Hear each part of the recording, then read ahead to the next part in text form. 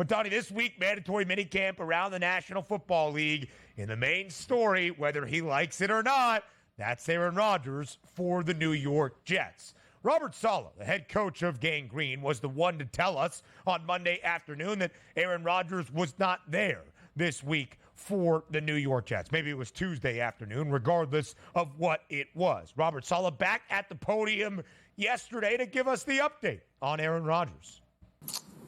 Talked about it yesterday, but Aaron and I are on the exact same page. There's no issue between Aaron or his teammates, for that matter.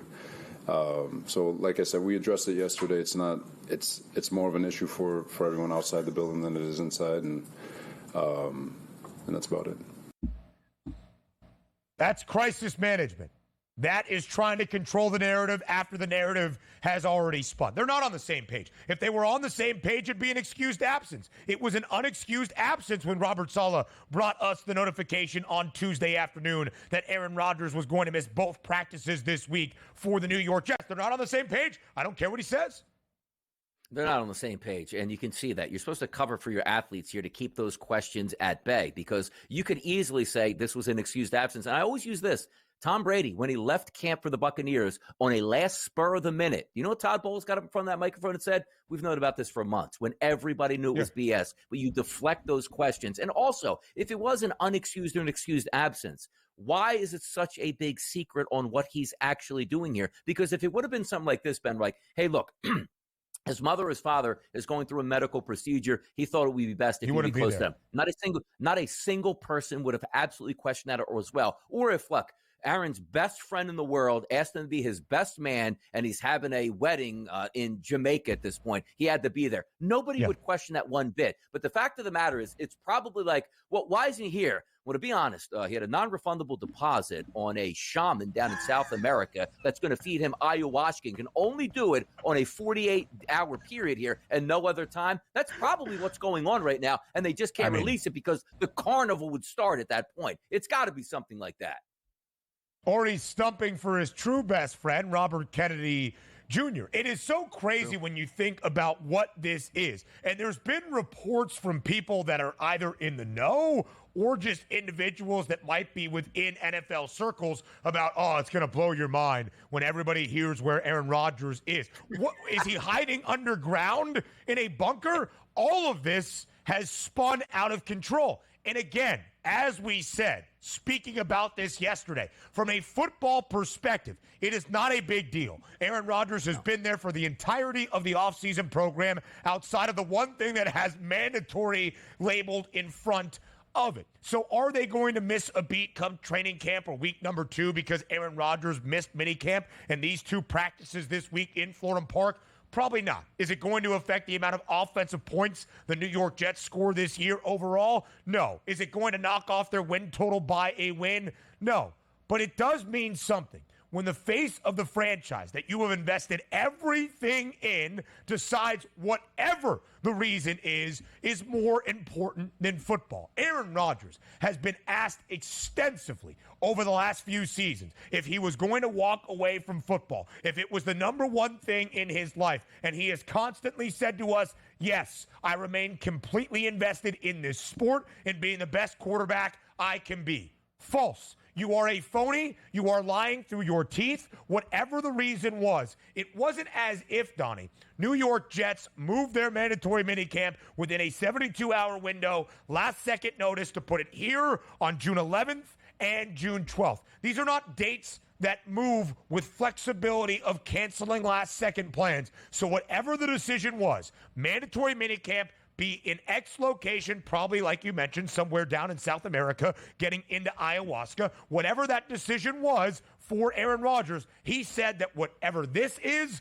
more important than football and leading this New York Jets organization. It's as simple as that.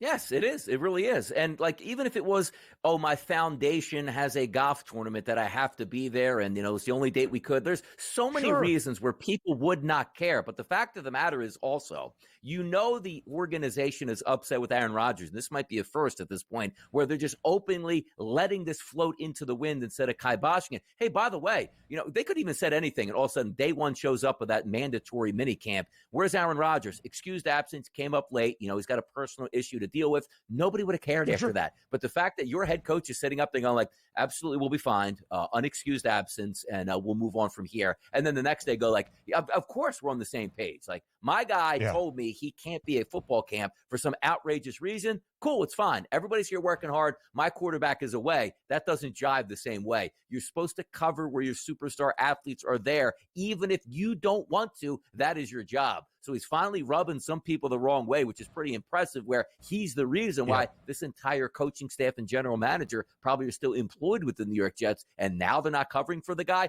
Again, it's been in the big picture, this won't mean anything in September, and nobody's going to care. But the fact that nothing is really going on much in the NFL landscape, this is the topic we're going to hit on. Why? Because the Jets did this to themselves at this point. That's all.